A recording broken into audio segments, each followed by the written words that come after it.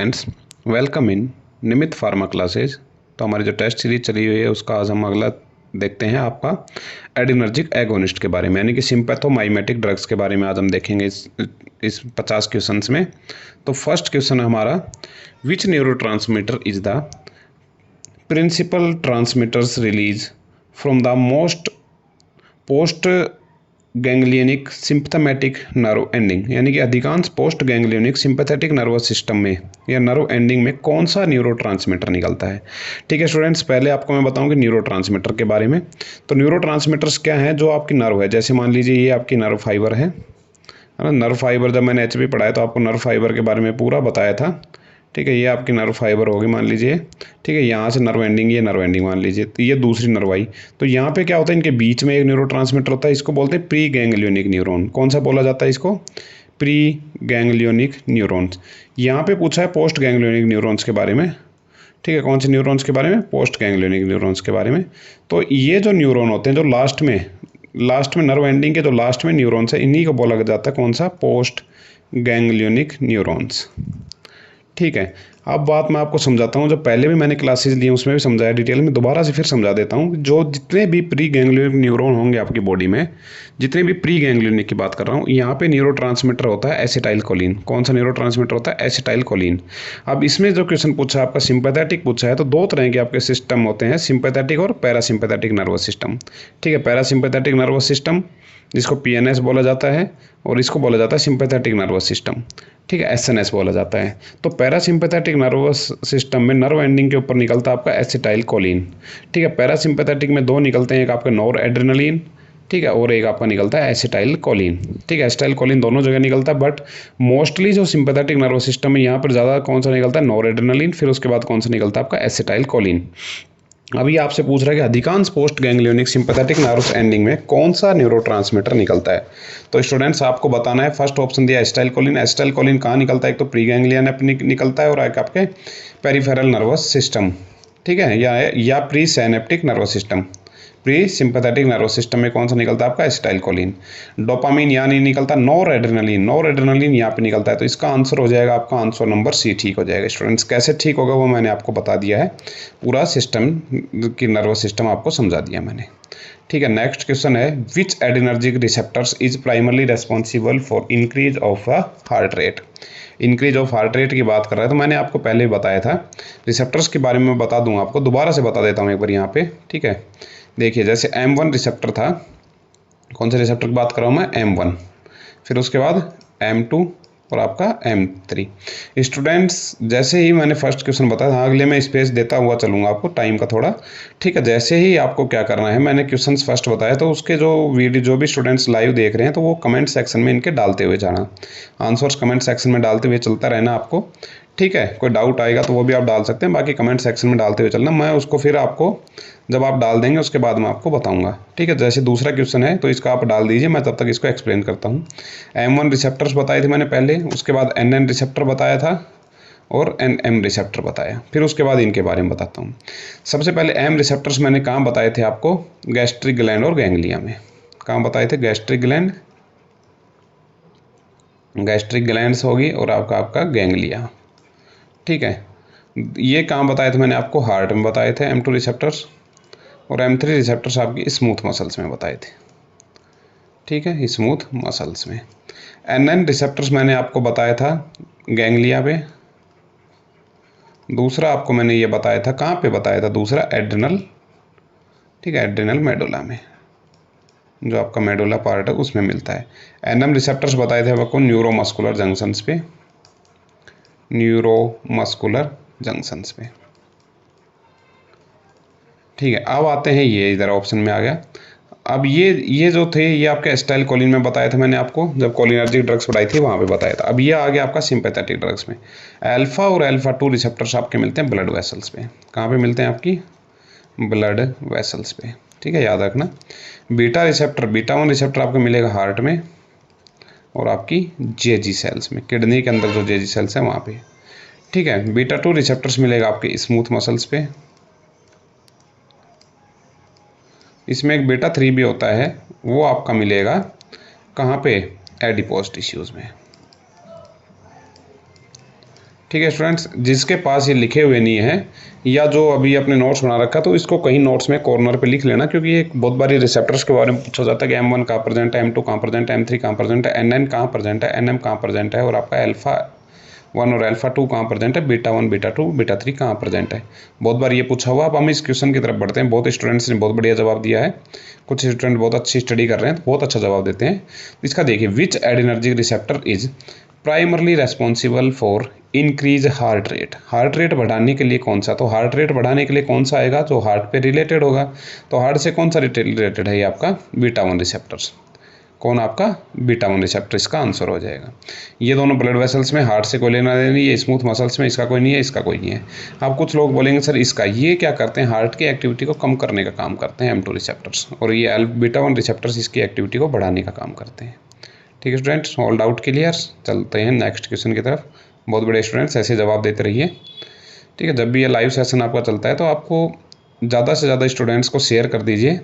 ठीक है, जैसे ही मैं ग्रुप में डालता हूँ आपके व्हाट्सएप ग्रुप पे, तो उसी हिसाब से आप डालते हुए चलना है। आप भी शेयर करना इसको आगे, जिससे ज़्यादा से ज़्यादा स्टूडेंट हमसे जुड़ सकें, इसका फ़ायदा उठा सकें।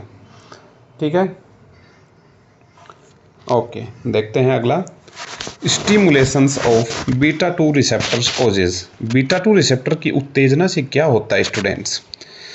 जब मैंने एसिटाइल कोलिन पढ़ाया था तो कॉन्ट्रैक्शन कर रहा था, ये कॉन्ट्रैक्शन आ गया, तो ये क्या करते हैं, आपके ब्रोंकोडाइलेशन करते हैं। क्या करते हैं, आपका ब्रोंकोडाइलेशन। किसका, β2 रिसेप्टर्स की उत्तेजना से क्या होता है। ठीक है, इसमें मैंने जैसे आपको ऊपर बताया था, β2 रिसेप्टर्स कहाँ प्रेजेंट है, आपकी स्मूथ मसल्स में। जितनी भी स्मूथ मसल्स हैं उसमें आपका लंग्स भी आ गए, तो लंग्स के अंदर ये क्या करते हैं, डायलेशन का काम करते हैं। ठीक है स्टूडेंट्स, बीटा ब्रोंकियो कॉन्ट्रैक्शन का काम करते हैं। नेक्स्ट है 904, which drugs act on α1 α2 β1 and β2 receptors. ठीक है, विच ड्रग्स एक्ट ऑन, कौन सी ड्रग है जो इन रिसेप्टर्स पे काम करती है। पहला ऑप्शन है फिनाइलिफरीन, दूसरा है आइसोप्रोटिनोल, तीसरा है इफेड्रीन, चौथा है आपका डोब्यूटामाइन। बताइए स्टूडेंट्स कौन सी ड्रग कहाँ काम करती है। टाइम देता हूँ आपको लाइव क्लास में बच्चों को। ठीक है, बताइए फटाफट।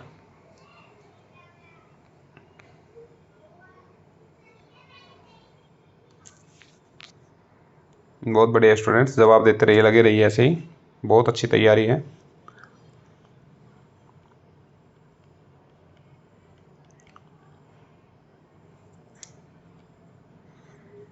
बहुत बढ़िया स्टूडेंट्स,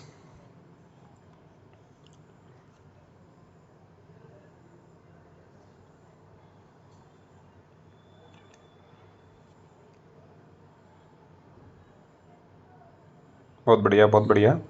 कंटिन्यू कंटिन्यू। ओके, चलो मैं बताता हूँ, बहुत अच्छे जवाब दिया आपने। ठीक है, इसका आंसर क्या हो जाएगा। पहला आता है फिनाइलिफरीन। इसको पहले मैं यूजेज के हिसाब से बताता हुआ चलता हूँ। इसको कहाँ यूज़ किया जाता है, आपके आई एग्जामिनेशन में। कहाँ यूज़ किया जाता है, आई एग्जामिनेशन में। ठीक है, आपको आंखों के एग्जामिनेशन में यूज़ किया जाता है, और नेजल कंजेशन। ठीक है, नेजल कंजेक्शन, इन दो में इसका यूज़ किया जाता है। मैकेनिज्म क्या है, ये होते हैं आपके अल्फा एगोनिस्ट। कौन से एगोनिस्ट, अल्फा एगोनिस्ट होते हैं। ठीक है, उसके बाद इफेड्रिन, एड्रेनलिन का होता है ये आपका अल्फा एंड बीटा एगोनिस्ट होते हैं। क्या काम करते हैं, इनका काम होता है आपकी इंक्रीज हार्ट रेट, और हार्ट रेट के साथ इंक्रीज ब्लड प्रेशर। कैसे काम करते हैं, अल्फा रिसेप्टर्स पे जैसे काम करेगा आपका एड्रेनलिन, तो कैसे करेगा अल्फा रिसेप्टर्स पे, जो आपका अल्फा रिसेप्टर्स के ऊपर α1 α2 रिसेप्टर्स हैं, उनका काम होता है आपकी ब्लड वेसल्स को डायलेट करने का, मतलब कॉन्ट्रैक्ट करने का। ब्लड वेसल्स को क्या करेंगे, वो कॉन्ट्रैक्ट करेंगे। ब्लड वेसल्स जैसे ही कॉन्ट्रैक्ट होंगी तो आपका ब्लड प्रेशर इंक्रीज होता है। तो ठीक है, एक तो ब्लड प्रेशर को कॉन्ट्रैक्ट, मतलब उनको कॉन्ट्रैक्ट करेगा, तो कॉन्ट्रैक्ट होने से उनका टोटल पेरिफेरल रेजिस्टेंस बढ़ेगा, इंक्रीज TPR, जिससे आपका BP बढ़ जाएगा। एक बात तो हो गई है, इस तरह से BP बढ़ाते हैं। दूसरा क्या करते हैं, बीटा रिसेप्टर्स पे एक्टिविटी करके ये इसमें पॉजिटिव क्रोनोट्रोपिक और पॉजिटिव आइनोट्रोपिक, ठीक है, पढ़ा होगा स्टूडेंट्स आपने, नहीं तो मैं बताता हूँ, फोर्स ऑफ कॉन्ट्रैक्शन बढ़ा देते हैं हार्ट में। हार्ट में कार्डियक आउटपुट को बढ़ा देंगे, कार्डियक आउटपुट बढ़ेगा तो आपका ब्लड प्रेशर बढ़ेगा। तो इस तरह से ब्लड प्रेशर बढ़ाने में काम आते हैं। अल्फा और बीटा रिसेप्टर्स पे काम करती है। डोपामिन किस पे करती है, D1 D2। डोपामिन किस पे करती है आपकी, dopamine D1 receptor, D2 receptor, और आपका α1 और β1 रिसेप्टर्स पे काम करती है। बट ये β2 रिसेप्टर्स पे काम नहीं करती। इसमें पूछा α1 α2 β1 β2 रिसेप्टर्स पे आपकी एड्रेनलिन काम करती है, यानी कि ऑप्शन नंबर सी आपका ठीक हो जाएगा। इफेड्रिन, इफी, ठीक है, एपिनेफ्रिन और आपकी एड्रेनलिन जो भी आप बोल सकते हैं वो बोल सकते हैं। स्टूडेंट्स अभी आप कमेंट सेक्शन में मैं आपके लिए डालता हूँ, एड्रेनलिन की प्रोड्रग का नाम बताइए मुझे। कुछ स्टूडेंट बहुत अच्छी पढ़ रहे हैं तो इनके लिए ही क्वेश्चन है। तो प्रोड्रग का नाम बताइए, एड्रेनलिन की प्रोड्रग का क्या नाम है स्टूडेंट्स। तब तक मैं अगला क्वेश्चन फटाफट जवाब डालिए।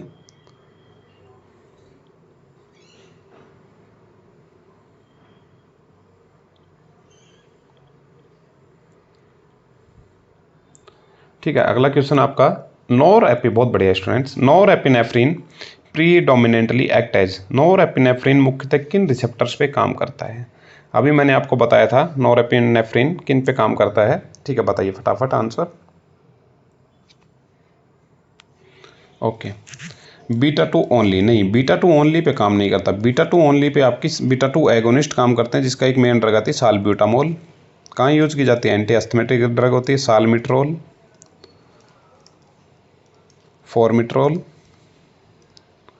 ठीक है, ये ड्रग्स आपकी बीटा 2 रिसेप्टर्स पे काम करती हैं, बीटा 2 एगोनिस्ट होती हैं। कहाँ यूज़ की जाती है, साल्ब्यूटामोल और ये सब ड्रग आपके एंटी अस्थमेटिक में यूज़ की जाती है, यानी कि अस्थमा को ठीक करने के लिए यूज़ की जाती है। ये क्या करते हैं, आपके जो ब्रोंकियल जो कॉन्ट्रैक्शन हुआ है उसको डायलेट करने का काम करते हैं। ब्रोंको डायलेशन का काम कौन करती हैं, आपकी ये ड्रग्स करती हैं। ये आपकी साल्ब्यूटामोल शॉर्ट एक्टिंग होती है, ये दोनों आपकी लॉन्गर एक्टिंग ड्रग्स होती हैं। ये क्वेश्चन भी कई बार पूछा जाता है, जो भी आएगा मैं आपको पूरा बताने की कोशिश करूँगा। लॉन्गर एक्टिंग ड्रग्स, ठीक है स्टूडेंट्स, लॉन्गर एक्टिंग ड्रग्स होती हैं। अगला ऑप्शन मिल रहा है आपको alpha 1 alpha 2 beta 1 receptors. Yes, norepinephrine आपके अल्फा 1 अल्फा 2 बीटा 1 रिसेप्टर्स पे काम करती है। इसका आंसर तो हो जाएगा ये ठीक। डोपामिन रिसेप्टर्स ओनली, जो आपकी डोपा ड्रग होती है वो डोपामिन रिसेप्टर्स पे काम करती है। मस्कारेनिक रिसेप्टर्स पे आपकी मैंने ड्रग बताई। ठीक है, मस्कारेनिक रिसेप्टर्स पे एगोनिस्ट और एंटागोनिस्ट दोनों के बारे में मैंने पहले बताया। एगोनिस्ट के तौर पे आपको डायरेक्ट एक्टिंग में एस्टाइलकोलिन, कार्बाकोल, मैथेनिकोल, है ना, मैथिनिकोल, ये सब ड्रग्स बताई थी। और उसके साथ ही मस्करनी रिसेप्टर्स पे इनडायरेक्ट एक्टिंग पिलोकार्पिन बताई थी, नियोस्टिगमाइन, फाइगोस्टिगमाइन, पायरिडोस्टिगमाइन, ये सब ड्रग मैंने आपको बताई हुई हैं। तो इस पे कौन सी हो जाएगी आपकी अल्फा 1 अल्फा 2 बीटा 1 रिसेप्टर। बहुत बढ़िया स्टूडेंट्स, ऐसे जवाब देते रहिए, वेरी गुड। कुछ स्टूडेंट बड़े कमाल की पढ़ाई कर रहे हैं। ठीक है, अगला है which catecholamines is preferred in anaphylactic shock. वह कौन सा कैटाकोलामाइन है जिसको एनाफाइलेटिक शॉक में प्रीफर्ड किया जाता है। ये मैंने आपके जो पोस्ट डालता रहता हूँ मैं क्वेश्चंस की, उसमें भी क्वेश्चंस पूछा हुआ है। बताइए स्टूडेंट्स, बहुत बढ़िया, वेरी गुड वेरी गुड, बहुत बढ़िया, बताइए फटाफट जवाब। Okay, very good students. तो इसमें आपकी कौन सी ड्रग होती है, आपकी एपिनेफ्रिन। कौन सी ड्रग दी होती है, एपिनेफ्रिन, या उसको क्या बोला जाता है, एड्रेनलिन। कोई भी एनाफाइलेटिक शॉक होता है तो उसमें इसी ड्रग को आपको यूज़ किया जाता है, एपिनेफ्रिन, या ठीक है, एपिनेफ्रिन ड्रग को ही आपकी यूज़ किया जाता है, एपिनेफ्रिन ड्रग को। ओके स्टूडेंट्स, एपिनेफ्रिन का मतलब क्या हुआ, आपकी एड्रेनलिन, एड्रेनलिन को ही एपिनेफ्रिन बोला जाता है। ओके, तो आपको जब भी पूछा जाए एनाफाइलेटिक शॉक में ड्रग ऑफ चॉइस क्या रहेगी, तो आपकी एपोनेफ्रिन रहने वाली, या एड्रेनलिन, जो भी ऑप्शन में मिलेगा वही आपको टिक कर देना है। ठीक है स्टूडेंट्स, नेक्स्ट क्वेश्चन पे आते हैं। बहुत बढ़िया है, अच्छे अच्छे जवाब देते हैं, वेरी गुड। नेक्स्ट है which adrenergic agonist is mainly use to increase cardiac output in acute heart failure. क्या बोल रहा है, विच एडिनर्जिक एगोनिस्ट, वह कौन सा एडिनर्जिक एगोनिस्ट है जो मेनली यूज किया जाता है, जो इंक्रीज करने के लिए, is mainly use to increase cardiac output in acute heart failure. अचानक से किसी का हार्ट फेलियर, हिंदी में देख लीजिए, एक्यूट हार्ट फेलियर में कार्डियक आउटपुट बढ़ाने के लिए कौन सी एडिनर्जिक एगोनिस्ट मुख्यतः उपयोग में लाई जाती है। बहुत बड़े स्टूडेंट्स, बताइए जवाब। ओके, पहला ऑप्शन है फिनाइलिफ्रिन। फिनाइलिफ्रिन के बारे में मैंने पहले बताया आपको, कौन सी ड्रग है, अल्फा एगोनिस्ट। ठीक है, अल्फा एगोनिस्ट। डोब्यूटामाइन, ये डोपामीन की बहन है, D1 D2 एगोनिस्ट। ठीक है, clonidine, presynaptic, alpha 2 agonist. Mechanism बता रहा हूँ स्टूडेंट्स, मैकेनिज्म बहुत बार पूछी जाती है। साल्ब्यूटामोल आपकी होती है कौन सी, बीटा 2 एगोनिस्ट। सब एगोनिस्ट दिए हैं, एगोनिस्ट ही आपसे पूछा है। इसमें पूछ रहा है एडिनर्जिक एगोनिस्ट, तो ये भी आपकी एडिनर्जिक, देखिए अभी पहले पूरा क्वेश्चन समझाता हूँ, चलता हूँ, आंसर दे। बहुत बड़े स्टूडेंट्स, अल्फा एगोनिस्ट का मतलब ये आपके एडिनर्जिक एगोनिस्ट ही हो गई, ये भी एडिनर्जिक एगोनिस्ट होगी, ये भी सब एडिनर्जिक एगोनिस्ट होगी। बट इसमें पूछा है कि हार्ट फेलियर में कौन सी देंगे, तो ये किस में दी जाती है आपके एग्जामिनेशन में, यानी हार्ट फेलियर में इसको नहीं देंगे, ये हार्ट फेलियर हम देते हैं। ठीक है, ये आपकी क्या होती है, एंटी हाइपरटेंसिव ड्रग होती है, ये एंटी अस्थमेटिक ड्रग होती है। तो आपका आंसर हो गया ऑप्शन नंबर बी। इस तरह से जैसे मैंने क्वेश्चन सोल्व करवाया है, तो एक क्वेश्चन में ही आपके 10 क्वेश्चन सोल्व करवा दिए मैंने। कुछ भी पूछेगा आपसे, फिनाइलिफ्रीन के बारे में यूज़ पूछा तो आपने बता दिया आई एग्जामिनेशन में इसको यूज़ करते हैं। दूसरा, इसको नेजल कंजेशंस, किसी की नाक बंद हो जाता है, नेजल कंजेशंस में इसको यूज़ किया जाता है। मैकेनिज्म पूछ सकता है, तो मैकेनिज्म मैंने आपको सबकी बता दी है। ठीक है, इस तरह से काम करता है। डोबिटामाइन के बारे में बताया, D1 D2 ब्लॉक एगोनिस्ट होते हैं। ठीक है, डोपामीन के ही बहन है ये। क्लोनिडिन प्रीसाइनेप्टिक अल्फा 2 एगोनिस्ट, ये मैकेनिज्म होगी। कहाँ यूज़ किया जाता है, एंटी हाइपरटेंसिव ड्रग में यूज़ किया जाता है। मेनली डोज चलती है इसका 0.1 mg के रूप में इसको यूज़ किया जाता है। साल्ब्यूटामोल बीटा 2 एगोनिस्ट होते हैं। ठीक है, किसी को भी अस्थमेटिक अटैक पड़ता है तो उसको साल्ब्यूटामोल दी जाती है। ठीक है स्टूडेंट्स, इसके इनहेलर भी आते हैं और इसको आपको उसके तौर पे भी IV इंजेक्शन में भी दिया जाता है। अगर किसी को ज़्यादा अस्थमेटिक अटैक पड़ा है तो उसमें उस तरह से भी इसको यूज़ किया जा सकता है। स्टूडेंट्स, लगातार आप शेयर करिए इसको, जिससे ज़्यादा से ज़्यादा लोग लाइव में जुड़ सकें। ठीक है, लाइव में जोड़े ज़्यादा से ज़्यादा लोगों को, जिससे और लोग भी आपको बढ़िया अच्छे से हेल्दी कंपटीशन दे पाएँ। नेक्स्ट है डोपामीन इन लो डोजेज प्राइमरली स्टिमुलेट्स। कम मात्रा में डोपामीन मुख्यतः किस रिसेप्टर को उत्तेजित करता है? अगर डोपामीन का लो लेवल है तो कहाँ किसको उत्तेजित करेगा, बताइए स्टूडेंट्स। बहुत बढ़िया, वेरी गुड। ठीक है स्टूडेंट्स, ओके। डोपामीन के बारे में मैंने अभी आपको ऊपर भी बताया। डोपामीन कौन से रिसेप्टर्स पे काम करता है, D1 और D2 रिसेप्टर्स पे, और आपका अल्फा और बीटा रिसेप्टर्स पे भी काम करता है। बट प्राइमरली किन पे करता है, आपके डोपामीन D1 D2 रिसेप्टर्स पे काम करता है। तो क्या आ जाएगा इसका, D1 D2 रिसेप्टर्स। ठीक है, D1 और D2 रिसेप्टर्स पे काम करता है। देखिए, अब इसमें अगर जो स्टूडेंट्स अच्छे से तो तैयारी कर रहे हैं, जैसे मैंने अभी लाइव में चला हुआ है तो आपको पता है कैसे क्या हो रहा है। बट अगर कोई डीपली पढ़ना चाहे तो जितने भी अल्फा 1 रिसेप्टर्स हैं इसके बारे में आपको डिस्कस कर लेना, दिमाग में चलने देना है कि अल्फा 1 रिसेप्टर्स पे कौन सी ड्रग होती हैं, कौन सी एगोनिस्ट होती है, कौन सी एंटागोनिस्ट होती हैं, ऐसे बीटा 2 की, ऐसे पढ़ते हुए चलना है कि आपकी नॉलेज बढ़ती हुई चले। एक जगह अगर मान लीजिए आपकी नॉलेज आज, ठीक है, मान लीजिए 100% आपने पढ़ा हुआ है, बट स्टूडेंट्स कोई चीज़ नहीं हो पाती 100% तक, तो आपने को क्या करना है, आपका अगर पूरी आपको पढ़ रखा है जितना भी है तो उसको आप रिवाइज करते रहिए। रिवीजन से कोई भी चीज़ क्या होगी और पुख्ता, एक तरह से पुख्ता हो जाएगी। ठीक है ना, तो पुख्ता करने के लिए हमें, तैयारी को और ज़्यादा पुख्ता करने के लिए हमें हर चीज़ को रिवाइज करते हुए चलना है। अगर मैं आपसे यही पूछ लूँ कि अल्फा एगोनिस्ट के मुझे नाम बताइए, बताइए स्टूडेंट्स, कमेंट सेक्शन में देखता हूँ कितने स्टूडेंट्स अल्फा एगोनिस्ट। बीटा 2 के तो मैंने बता दिए, अल्फा एगोनिस्ट के आप मुझे नाम बताइए। मस्करनिक रिसेप्टर तो मैंने डिटेल में पढ़ाया हुआ है, किसी दिन रिवीजन क्लास में पूछूंगा फिर आपसे लाइव में। अभी मुझे अल्फा 1 एगोनिस्ट के नाम बताइए सबके। ठीक है, वेरी गुड, बताते जाइए। ठीक है, बताने के लिए टाइम देता हूँ। ठीक है, फिर अगला क्वेश्चन कराता हूँ। Okay, very good students. चलिए अगला क्वेश्चन देखिए, बहुत बढ़िया। फिनाइलिफ्रीन इज ए सेलेक्टिव। फिनाइलिफ्रीन किस प्रकार का सेलेक्टिव एगोनिस्ट है? अभी मैंने बताया स्टूडेंट्स। बीटा 1 एगोनिस्ट हार्ट पे काम करता है ना बाबू, ना, नॉट हार्ट पे काम करता है, नहीं। बीटा 1 तो हार्ट पे होते हैं, बीटा 2 कहाँ होते हैं, आपकी स्मूथ मसल्स पे होते हैं, नहीं, ये तो स्मूथ मसल्स पे काम नहीं करता। अल्फा 1 एगोनिस्ट ब्लड वेसल्स पे काम करता है, यस, यहाँ काम करता है ये। अल्फा 1 एगोनिस्ट हो गया, इसका आंसर हो गया आपका सी। काम बताया मैंने, यूज़ बताया, क्योंकि वही क्वेश्चंस डाले हैं मैंने। जैसे मैंने आपके लिए एक पेपर इसीलिए डाला वो पेपर, ठीक है, ये दोनों जो पैरामिलिट्री के जो पेपर डाले वो इसीलिए डाले स्टूडेंट्स, आपको अंदाज़ा पड़ जाएगा कि पेपर एग्जाम में किस तरह से आता है, तो हमें किस तरह से हमारी नॉलेज को बढ़ाते हुए चलना है। ठीक है, तो अल्फा 1 एगोनिस्ट हो गया इसका। नेक्स्ट क्वेश्चन की तरफ बढ़ते हैं हम।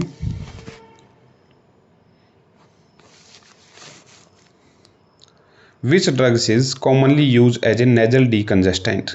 वह कौन सी दवा है जिसको नेजल डीकंजेस्टेंट के तौर पे यूज़ किया जाता है? साल्ब्यूटामोल। ठीक है, साल्ब्यूटामोल क्या आ गई आपकी, बीटा 2 एगोनिस्ट।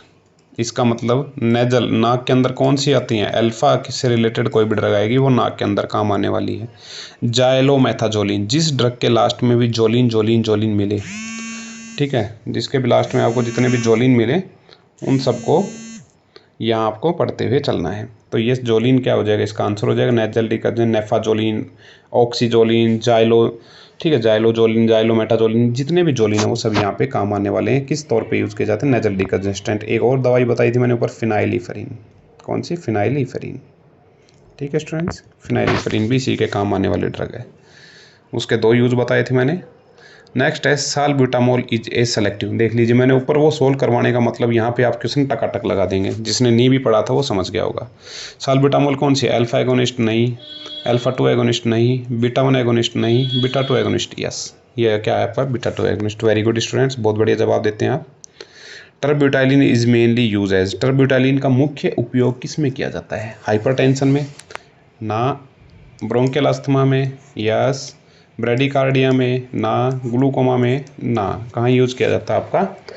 ब्रोंकियल अस्थमा में इसको यूज़ किया जाता है। अभी हाइपरटेंशन आएगा तब मैं हाइपरटेंशन डिटेल में पढ़ाऊँ। ब्रेडिकार्डिया मतलब हार्ट रेट को कम करने में, हाइपरटेंशन में आपकी क्या ब्लड प्रेशर बढ़ जाता है।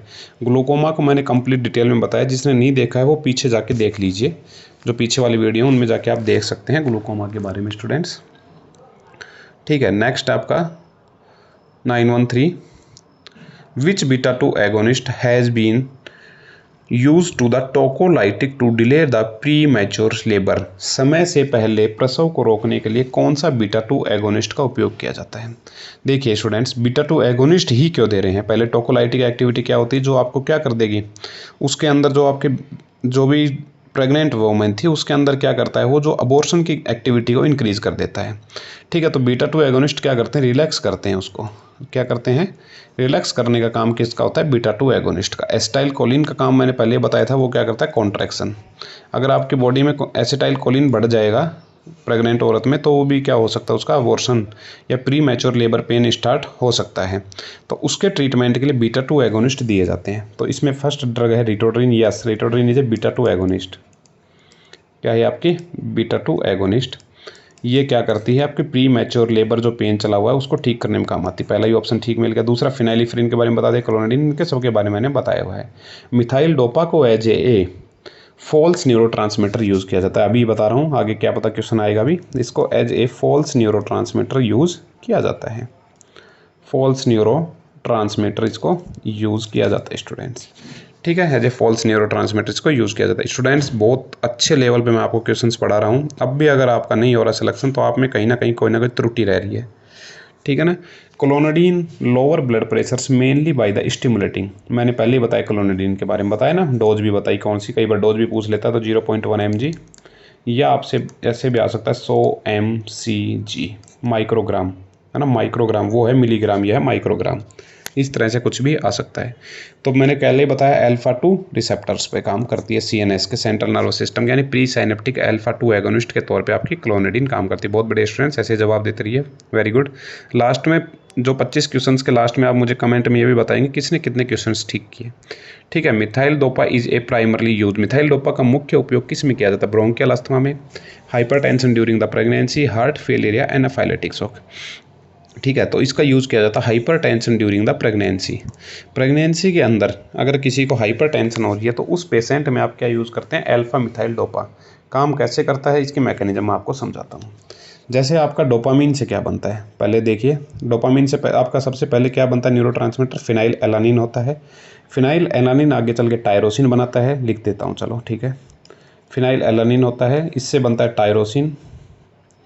टायरोसिन से बनता है आपका डोपा। डोपा से बनता है आपका डोपामीन, है ना, वही डोपामीन जो गानों में आता है।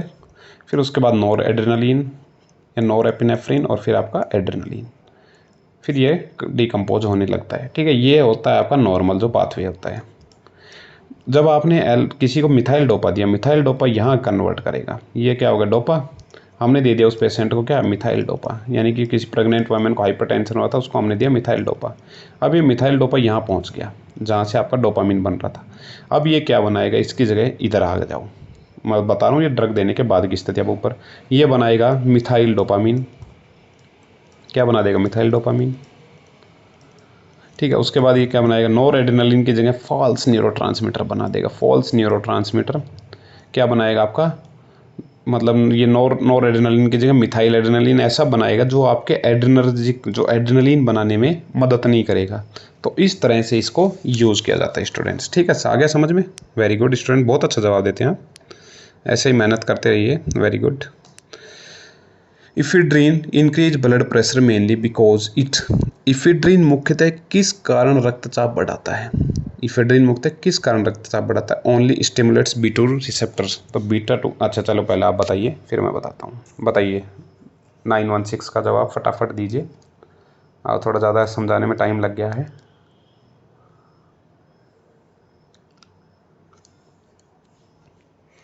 Ephedrine increase blood pressure mainly because it only stimulates beta 2 receptor. Beta 2 receptor आपके बीपी बढ़ाने में कोई मदद नहीं करते हैं।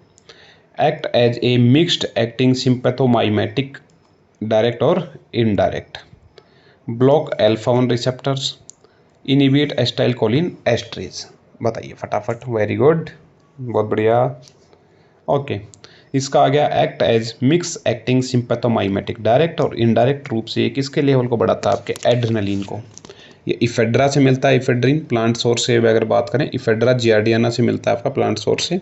इफेड्रिन इफेड्रेसी ही इसकी फैमिली होती है, कॉग्नोसी आएगा तो मैं आपको बताता हुआ चलूँगा। इफेड्रेसी इसकी फैमिली होती है, ठीक है। तो ये act as a mix acting sympathomimetic drug के तौर पे काम करता है, डायरेक्ट और इनडायरेक्ट एक्टिंग में, ठीक है स्टूडेंट्स। वेरी गुड, बहुत बढ़िया, ऐसे ही उम्मीद थी आपसे। Pseudoephedrine is most commonly used as. Pseudoephedrine का सामान्यतः किस रूप में उपयोग किया जाता है? बहुत बढ़िया, बताइए फटाफट बताइए।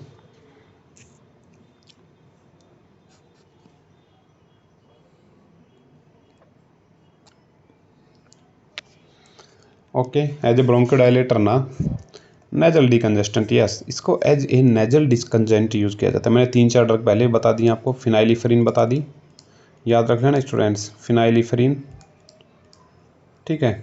यहाँ इसकी जगह स्यूडोइफेड्रिन आ गई, वहाँ फिनाइलिफेड्रिन बताई थी, यहाँ स्यूडोइफेड्रिन आ गई। और जितनी भी जोलिन थी, नेफाजोलिन, ऑक्साजोलिन, मेटामिजोलिन, जितनी भी जोलिन आएंगी वो सब नेजल डिकंजेस्टेंट के तौर पे यूज़ की जाती हैं, याद रखना, कहीं भी क्वेश्चन पूछा जा सकता है। Very good. अगला, आइसोप्रोटेनॉल इज सेलेक्टिव, किस प्रकार का एगोनिस्ट है? Alpha agonist, non selective beta agonist, beta 1 beta 2, alpha agonist, dopamine receptors agonist. बताइए स्टूडेंट्स, बहुत बढ़िया, बहुत अच्छे जवाब दे रहे हैं आप। वेरी गुड, बताइए फटाफट बिना टाइम वेस्ट करे हुए।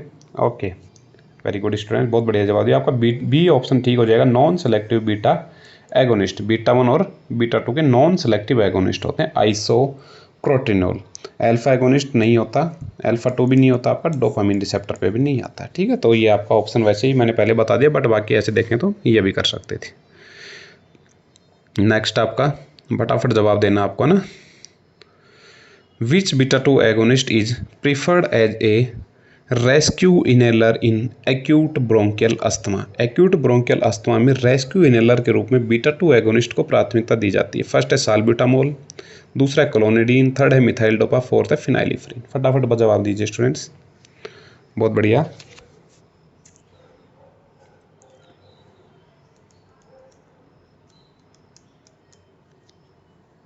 बहुत बढ़िया। ओके, तो इसमें आपका फर्स्ट देखे नीचे, फिनाइलिफ्रीन पहले बताया अल्फा एगोनिस्ट, मिथाइल डोपा पहले बताया प्रेगनेंसी में हाइपरटेंशन को कम करने के लिए यूज़ किया जाता है, फॉल्स न्यूरोट्रांसमीटर बना देता है। क्लोनिडीन बताया मैंने प्री साइनेप्टिक अल्फा 2 एगोनिस्ट, ठीक है, या CNS में एगोनिस्ट के तौर पे इसको यूज़ किया जाता है। Salbutamol beta 2 agonist. यहाँ पे बात आ रही है अस्थमा की। अस्थमा किस में होता है? आपकी स्मूथ मसल्स में होता है। जिनको नहीं पता वो मैं कंप्लीट बता रहा हूँ, ध्यान से सुन लेना। अस्थमा कहाँ से होता है? आपकी जो लंग्स होते हैं वहाँ पे अस्थमा का प्रॉब्लम आती है। अस्थमा कैसे होता है? जो आपका ब्रोंकियो डायलेशन हो जाता है, मतलब ब्रोंकियो कॉन्ट्रैक्शन हो जाता है और आपका उसमें फ्लूइड सीक्रेट हो जाता है, यानी कि उसके अंदर फेफड़ों में, सिंपल भाषा में बताऊँगा, फेफड़ों के अंदर पानी भर जाएगा और वो जो एल्वियोली थी वो आपकी छोटी साइज़ की हो जाती है। तो हमें कुछ ऐसी ड्रग देनी है जो क्या करेगी, उस फेफड़ों की साइज़ को, यानी कि जो एल्वियोली की साइज़ उसको बढ़ा दे। तो वहाँ पे रिसेप्टर कौन सा प्रेजेंट है? आपका बीटा 2 रिसेप्टर्स प्रेजेंट है। कौन सा रिसेप्टर प्रेजेंट है? बीटा 2। M3 रिसेप्टर भी प्रेजेंट होते हैं, वो कॉन्ट्रैक्शन का काम करते हैं। आपके बीटा 2 रिसेप्टर्स उसको क्या करते हैं? डायलेशन का काम करते हैं, ठीक है। बैलेंस में रहता है बीटा 1 मतलब बीटा 2, और आपका अगर बीटा 2 और M3 अगर बैलेंस में है तो कोई दिक्कत नहीं है। अगर मान लीजिए इसका लेवल बढ़ गया, एसिटाइलकोलिन का बढ़ गया तो कॉन्ट्रैक्शन हो जाएगा, और इसका बढ़ जाएगा तो डायलेशन हो जाएगा। तो हमें क्या करना है? इसके लेवल को बढ़ा देना है, यानी कि इसका एगोनिस्ट देना है। तो उसका एगोनिस्ट कौन हो जाएगा? आपका साल्ब्यूटामोल। सिंपल सा समझा दिया मैंने। अब अगर क्वेश्चन कहीं से भी घूम के आया तो आपको गलत नहीं करना है स्टूडेंट्स। डिटेल में इसलिए समझाता हूँ, जिन स्टूडेंट्स को आता भी है उनको ऐसा ना लगे कि मेरा टाइम खराब हो रहा है। टाइम खराब नहीं हो रहा स्टूडेंट्स। अगर मैं कोई भी एक वर्ड बोल रहा हूँ तो उसके पीछे कोई ना कोई लॉजिक होगा, इसलिए बोला जा रहा है, क्योंकि क्वेश्चन पेपर में से क्वेश्चन कहीं से भी आ सकता है, ठीक है। पेपर में कहीं से भी क्वेश्चन आए, आपको उसके साथ उसको गलत नहीं करके आना, उसको आपको एकदम टिक मार्क ऐसा लगा के आना है कि आपका 100% ठीक हो, ठीक है। अगला है मीराबिग्रियन एक्ट एज स्टिमुलेटिंग। मीराबिग्रियन किस रिसेप्टर्स को उत्तेजित करने का काम करती है, बताओ फटाफट। बहुत बढ़िया स्टूडेंट्स, जल्दी जल्दी जवाब दीजिए।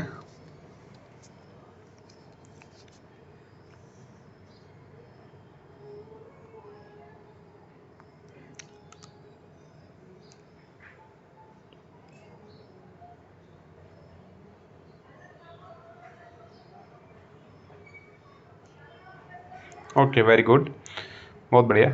बीटा 3 रिसेप्टर्स यानी कि सी इसका आंसर ठीक हो जाएगा। मीराबिग्रियन जो है वो आपको लोगों को पतला करने में काम आती है, ठीक है, फैट को कम करने में काम ली जाने वाली ड्रग है, ठीक है। आपकी बॉडी से जो भी फैट था उसको कम करने में कौन सी ड्रग ली जाती है, आपकी मीराबिग्रियन, ठीक है। बीटा 2 रिसेप्टर्स को कहाँ प्रेजेंट होते हैं, बीटा 3 रिसेप्टर पहले ही बताया मैंने, एडिपोज टिश्यूज़ पे प्रेजेंट होते हैं। किस पे प्रेजेंट होते हैं, एडिपोज टिश्यूज़ को, इनको स्टिमुलेट करेगी जिससे आपका एडिपोज टिश्यूज़ के अंदर जो ट्राइग्लिसराइड स्टोर है, कौन स्टोर है, टीजी, ट्राइग्लिसराइड स्टोर है, इसको आपका मतलब तोड़ने का काम करने लगेगी, ठीक है। तो ये ड्रग इसमें यूज़ की जाती है। नेक्स्ट क्वेश्चन है मीराबिग्रियन इज़ मेनली इंडिकेटेड फॉर। मीराबिग्रियन का मुख्य उपयोग किस में होता है, हाइपरटेंशन में, ओवेरियन यूरिनरी ब्लैडर में, अस्थमा में या ग्लूकोमा में, बताइए इसमें।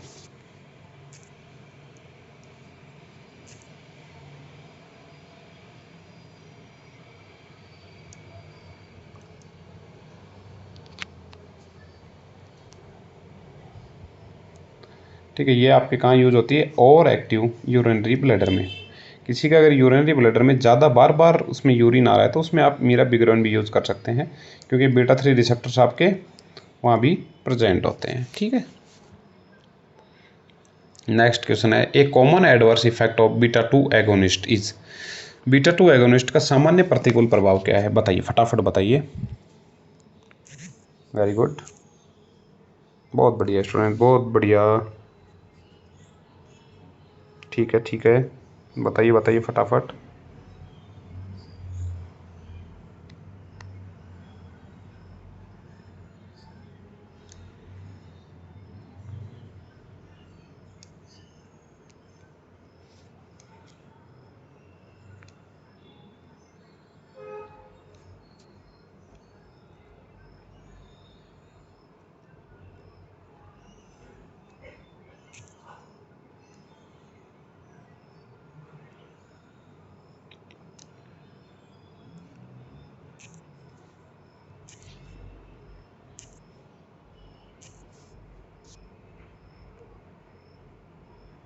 ओके स्टूडेंट्स, इसका आंसर हो जाएगा आपका ट्रिमर्स।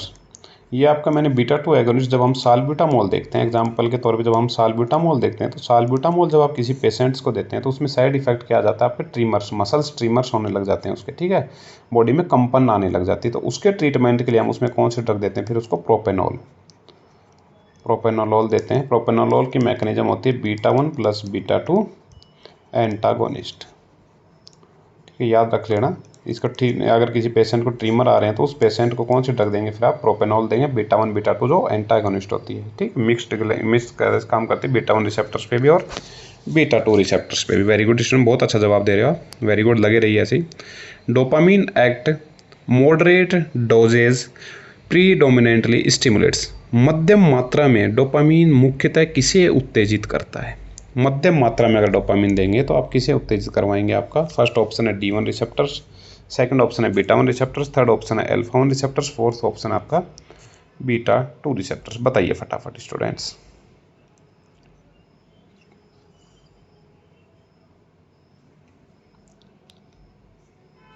Okay, very good.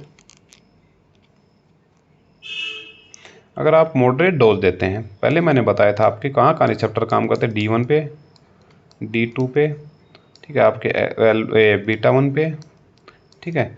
तो ये कहाँ पे काम करेगा, इसमें मॉडरेट डोज देंगे तो बीटा 1 रिसेप्टर्स पे काम करेगा, यानी कि आपकी जो हार्ट है उसकी एक्टिविटी बढ़ाने में भी काम करेगा। तो डोपामीन भी आज अगर हार्ट अटैक आता है, मैंने पहले बताया डोब्यूटामाइन, अगर डोपामीन आपका हार्ट अटैक पड़ता है तो उसमें भी यूज़ किया जा सकता है। क्यों किया जा सकता है, क्योंकि बीटा 1 रिसेप्टर्स की एक्टिविटी को रखता है, यानी कि आपको अगर अटैक पड़ा है हार्ट में, आपका फोर्स ऑफ कॉन्ट्रैक्शन कम हो गया तो फोर्स ऑफ कॉन्ट्रैक्शन बढ़ाने के लिए आप डोपामीन का इंजेक्शन भी दे सकते हैं उस पेशेंट को। ओके, नेक्स्ट है high dose dopamine mainly stimulates. उच्च मात्रा में डोपामीन किस रिसेप्टर्स को उत्तेजित करता है, बताइए फटाफट स्टूडेंट्स। वो मॉडरेट था, ये हाई डोज बता रहा हूँ आपको। Okay, very good. Okay, low dose होगी तो आपका इसको करेगा, ठीक है, लो डोज होगी तो इसको करेगा, ठीक है। मॉडरेट डोज होगी तो मैंने किसको बताया, आपके बीटा 1 को।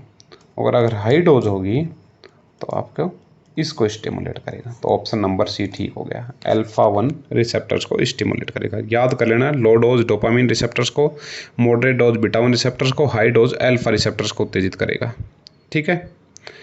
अगर किसी को बिल्कुल हार्ट बीपी लो हो रखी है, उसकी बीपी बढ़ाने के लिए हाई डोज दे दीजिए तो वो किस पे काम करेगा, आपके अल्फा 1 रिसेप्टर्स पे काम करना शुरू कर देगा। Next question, Which adrenergic agonist is most useful for the producing the mydresis without the cycloplegia? साइक्लोप्लेगिया के बिना माइड्रेसिस उत्पन्न करवाने वाली कौन सी एड्रेनर्जिक एगोनिस्ट का उपयोग किया जाता है? बहुत बार बता दिया मैंने, आज ही ये क्वेश्चन 10 बार बता चुका हूँ। अब भी अगर गलत बताया ना किसी ने तो फिर मेरे से बुरा कोई नहीं है। ओके, वेरी गुड, बहुत बढ़िया। फिनाइलिफ्रीन, बहुत सही बताया आपने। फिनाइलिफ्रीन पहले मैंने बताया था अल्फा एगोनिस्ट के तौर पे काम करती है। दो काम बताए थे, नेजल डिकंजेस्टेंट के तौर पे काम करती है और दूसरा आपका कहाँ पे काम करती है, आई की जो आपकी हेड है ना, ये जो आई एग्जामिनेशन में यूज़ किया जाता है, माइड्रेसिस करवाती है। माइड्रेसिस का मतलब उसके पिपल डायमीटर को ज़्यादा कर देगी आई एग्जामिनेशन में, इसीलिए इसको यूज़ किया जाता है। वेरी गुड स्टूडेंट्स, बहुत बढ़िया। ऐसे जुड़ी रही नियमित फार्मा क्लासेज के साथ। मिलते हैं नेक्स्ट वीडियो में, तब तक के लिए जय हिंद, जय भारत।